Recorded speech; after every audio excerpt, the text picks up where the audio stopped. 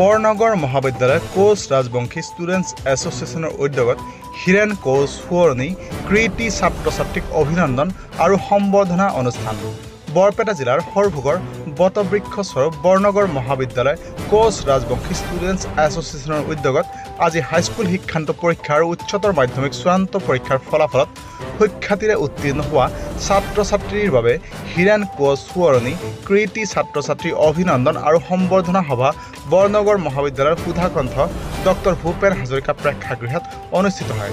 এই সভাত বৰনগৰ মহাবিদ্যালয়ৰ প্ৰাক্তন অধ্যক্ষ তথা নলবাৰী জিলা সাহিত্য সভাৰ সভাপতি ডক্টৰ বীৰেণ কুমাৰ চক্ৰৱৰ্তী, বৰনগৰ মহাবিদ্যালয়ৰ উপাধ্যক্ষ ৰেজাউল কৰিম আহমেদ, মানিকপুৰ অঞ্চলৰ বিশিষ্ট সাহিত্যিক তথা শিক্ষাবিদ কৰুণাকান্ত ৰায়, শিক্ষক তথা ৰিদম সাংস্কৃতিক গোষ্ঠী সৰভোগৰ সভাপতি ৰাহুল দেৱ দাস, বঙাইগাঁও জিলাৰ ৰাইজৰ দলৰ সভাপতি মহিধৰ ৰায় আদিকে ধৰি কেইবাজনো বিশিষ্ট ব্যক্তি উপস্থিত থাকে।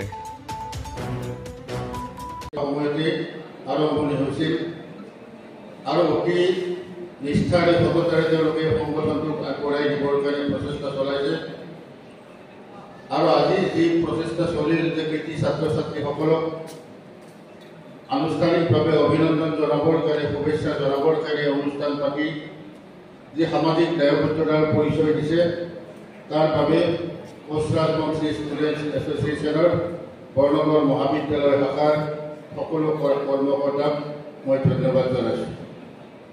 বৰনগৰ অঞ্চলত মই যোৱা 12টা বছৰত এই মহাবিদ্যালয়ৰ অধ্যক্ষ হিচাপে থকাৰ সুযোগ পাইছিলোঁ।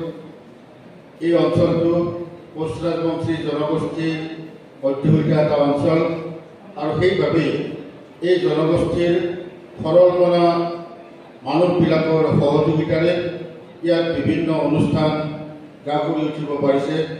সামাজিক দায়বদ্ধতাৰে তেওঁলোকে সহযোগী মনোভাৱ প্ৰদৰ্শন কৰিব জানে। নমস্কাৰ। আজি বৰনগৰ মহাবিদ্যালয় কোচ ৰাজবংশী ষ্টুডেণ্ট এছ'চিয়েশ্যনৰ উদ্যোগত এইচএছ আৰু মেট্ৰিকত সুখ্যাতিৰে উত্তীৰ্ণ ছাত্ৰ ছাত্ৰীসকলক সম্বৰ্ধনা অনুষ্ঠান দিয়া হয় আৰু এই সভাত উপস্থিত থাকে বৰনগৰ মহাবিদ্যালয়ৰ প্ৰাক্তন অধ্যক্ষ বীৰেণ চক্ৰৱৰ্তী ছাৰ, লগতে বৰ্তমানৰ উপাধ্যক্ষ ৰেজাউল কৰিম ছাৰ উপস্থিত থাকে। মই বিশেষ দীঘলীয়াকৈ নকওঁ, কেইটামান কথা কৈ মই সামৰিম। মই আচলতে আগতেই যাব লাগিছিলে, কিন্তু উপায় নাই। যে আচলতে এই এছ'চিয়েশ্যনক আমি এইকাৰণে ধন্যবাদ দিব লাগিব যে এওঁলোকে এতিয়া ভাৰতক বা নয়নহঁতৰ নেতৃত্বত বিভিন্ন অনুষ্ঠান পাতি থাকে। অভিনন্দন অনুষ্ঠানো এটা তাৰ অংশ, গতিকে সেইবিলাকত প্ৰায়ে মই নিমন্ত্ৰিত হওঁ। মই আচলতে কি ভাবোঁ যে অসমত যিমান জাতিগোষ্ঠী আছে চবৰে ভাষা সংস্কৃতিক উত্তৰণৰ কাৰণে এই ডেকা চামটোক যদি আগুৱাই দিব পৰা যায় তেতিয়াহে বৃহত্তৰ অসমীয়া সমাজখন, সেই সুন্দৰ অসমীয়া সমাজখন তেতিয়াহে প্ৰতিষ্ঠা হ'ব। আমি চবেই চবক সন্মান দিব লাগিব, কৰিব লাগিব। গতিকে উপযুক্ত পৰিৱেশ এটাত চব জাতিগোষ্ঠীৰ নিজৰ সংস্কৃতি, ভাষা সংস্কৃতিক উন্নত কৰাৰ ক্ষেত্ৰত যদি আমি জ্যেষ্ঠসকলে সহযোগ নকৰোঁ, এই ডেকা চামটোক যদি সঠিক দিশত আগবাঢ়ি যাবলৈ সহায় নকৰোঁ, তেতিয়াহ'লে আমাৰ সেয়া বৃহত্তৰ অসমীয়া সমাজখনৰ কাৰণে এক প্ৰত্যাহ্বান হিচাপে থিয় হ'ব বুলি মই ভাবোঁ। আৰু সেইকাৰণে প্ৰতিটো জাতিগোষ্ঠীৰ বিভিন্ন অনুষ্ঠানত বিভিন্ন কৰ্মপন্থাত মই শুদ্ধ অন্তৰেৰে সদায় সহযোগ কৰি আহিছোঁ। গতিকে এই অনুষ্ঠানটো, আজিৰ অনুষ্ঠানটো এক বিশেষ অনুষ্ঠান। ইয়াত গোটেইখিনিক আমাৰ ছাত্ৰ ছাত্ৰীসকলক বৰনগৰ মহাবিদ্যালয়ৰ এই কোচ ৰাজবংশী ষ্টুডেণ্টছ এছ'চিয়েশ্যনৰ যিসকল কৰ্মকৰ্তা আছে, চাব কোচসকলৰ ভাষাবিলাক চাবচোন।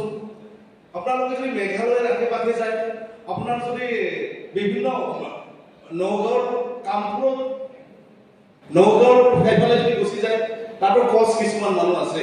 তেখেতসকলৰ ভাষাটো কিন্তু ডাইৰেক্ট জনজাতিৰ নিচিনা। বড়োসকলে যেনেকৈ কয়, ড্ৰেছবিলাক বেলেগ।